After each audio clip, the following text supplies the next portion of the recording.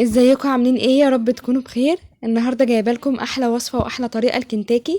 هنتعلم ازاي نعمل البروستد على اصوله بطريقه سهله وبنتيجه مضمونه 100% زي ما احنا شايفين كده. بالنتيجه هتديك اللون والقرمشه والطعم الحلو كمان. انا بحب الطبخ جدا، ولما بحط حاجه في دماغي بحاول اطلعها زي الجاهزه ويمكن احلى كمان. لو انت اول مره تشوفيني، انا رحمه فراج ودي قناتي. هنتعلم ازاي نعمل البروستد النهارده على اصوله ويدينا اللون والقرمشة اللي احنا شايفينها دي. بصوا القرمشة هنا شكلها عامل ازاي من جوه، كمان اللحم مستوي من غير سلق، من غير خطوات كتير، وبطريقة سهلة جدا جدا. انتوا عارفين انا مبحبش الخطوات الكتير.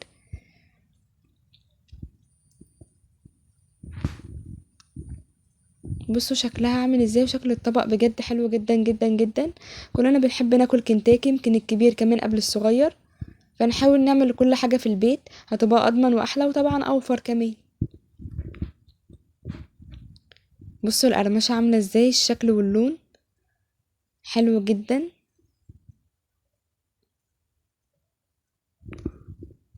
كمان عايزة اوريكم السوا من جوه عامل ازاي.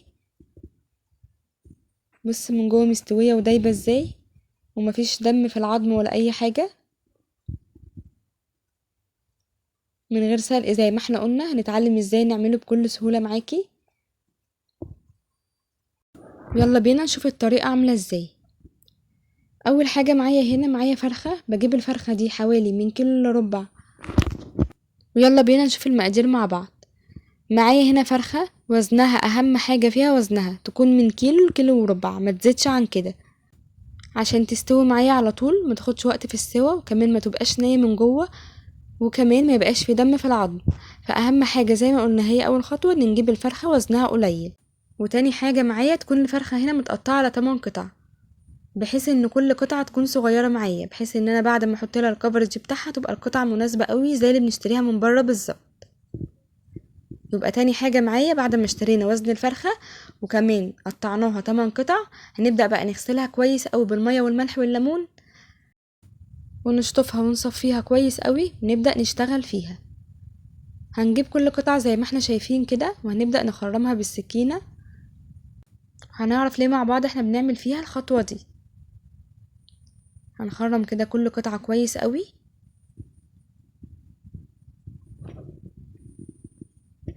هعملهم كلهم وهرجع معاكم تاني على طول. واول خطوة معايا وهي محلول النقع. المحلول ده مهم جدا جدا جدا في اي طيور عموما بتكون بتتشوي او بتتقلي من غير ما تتسلق.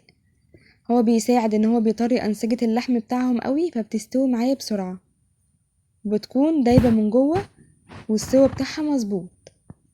هنجيب طبق وهنحط فيه مية، وهنحط عليه معلقة كبيرة من الملح ومعلقة كبيرة من السكر ومعلقة كبيرة من الخل واي منكهات موجودة عندك. انا هنا حطيت عود قرفة، ممكن كمان نحط منكهات تاني زي ورق الغار او فلفل الاسود حب، او حبوب قرنفل، يعني المنكهات الموجودة عندك لو حابة تحطيها حطيها. انا اكتفيت بالخطوات دي. هنبدأ كده ننزل بالفراخ زي ما احنا شايفين بالشكل ده. مدة النقع حوالي 12 ساعة، دي أفضل مدة ليها. هننقعها من بالليل لحد الصبح.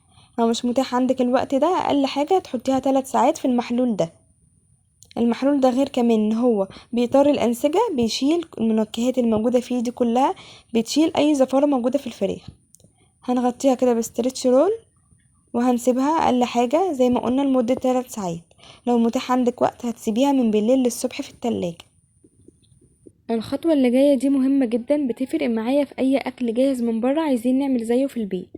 وهتلاحظوا معايا فيها ان انا البهارات اللي بتغمق او البهارات اللي بتدي لون غامق عموما ما بحطش منها كتير، عشان ما تدينيش لون غامق للفراخ ولا كمان للطبقة اللي من بره.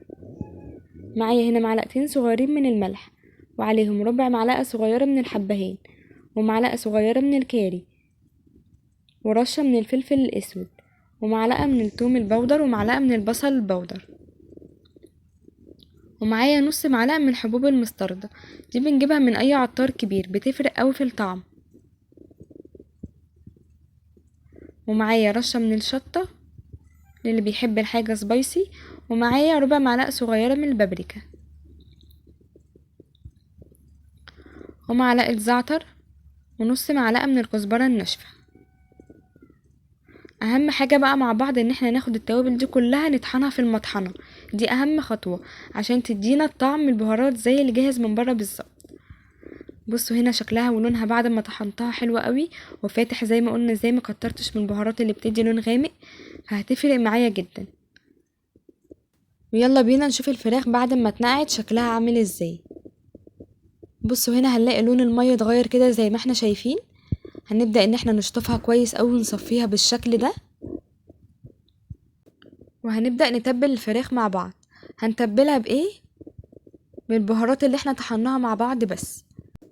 هناخد نص الكمية اللي احنا طحناها مع بعض وهنبدأ نتبل بيها الفراخ كلها، مش هنحط اي سوائل ومش محتاجة اي سوائل تانية. ليه بقول مش هنحتاج اي سوائل؟ لان ناس كتير بتزودها مية او بتزودها لبن رايب او زبادي عشان تطري شوية انسجة الفراخ.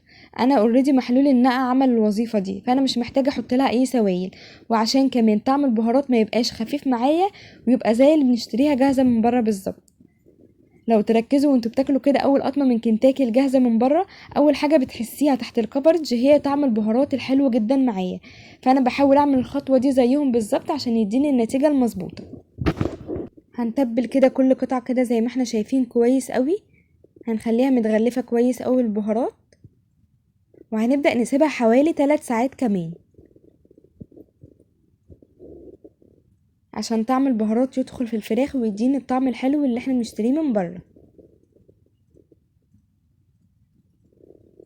هنا ده شكلها بعد ما سبتها 3 ساعات. هنبدأ بقى نشوف الخطوة اللي جاية مع بعض. هتحضري طبق كبير وهننزل فيه بكوبايتين من الدقيق وعليهم 3 معالق كبار من النشا،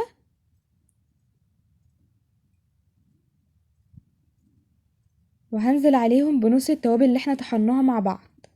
هنزود معلقة كمان صغيرة من الملح، وهنقلبهم مع بعض كويس قوي. وهنحط الفراخ،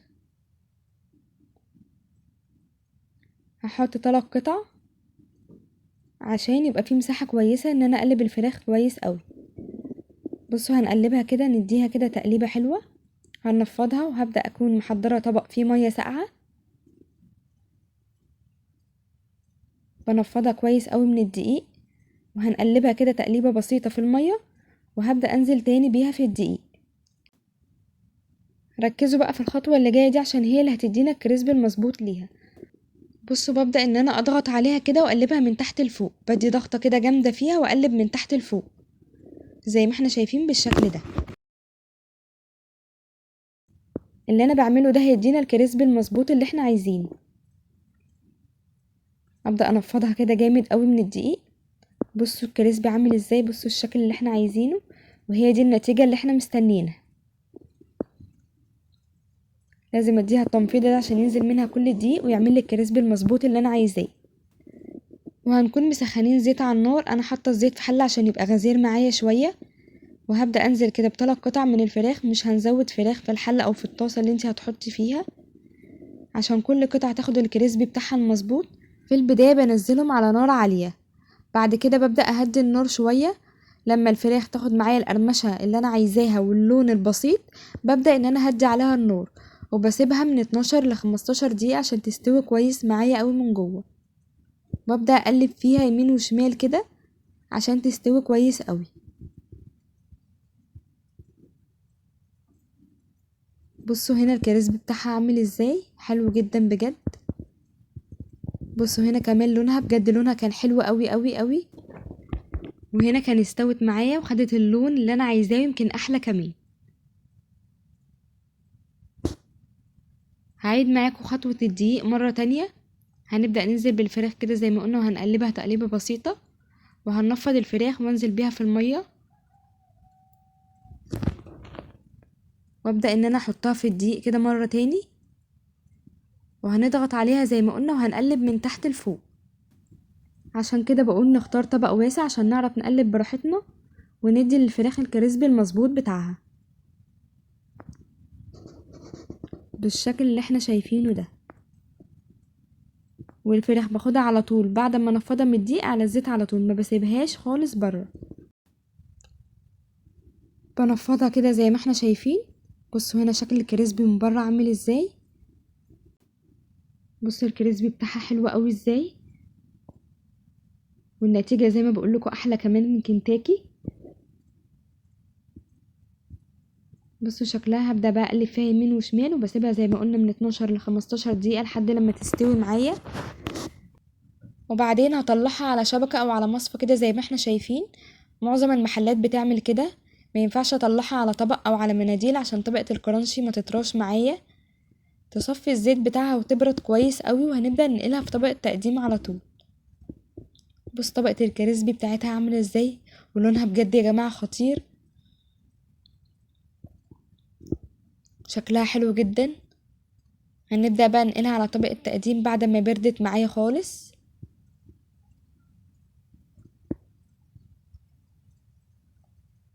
قدمناها هنا في الطبق وجنبيها شويه بطاطس كده عليها شويه توابل وكاتشب. كان نفسي هنا اسمعكم بجد صوت القرمشه عامل ازاي. بصوا كمان شكل اللحم من جوه حلو قوي، مستويه وجميله قوي زي اللي بره، يمكن احلى بكتير. طبقه الكرانشي والكريسبي حلوه جدا.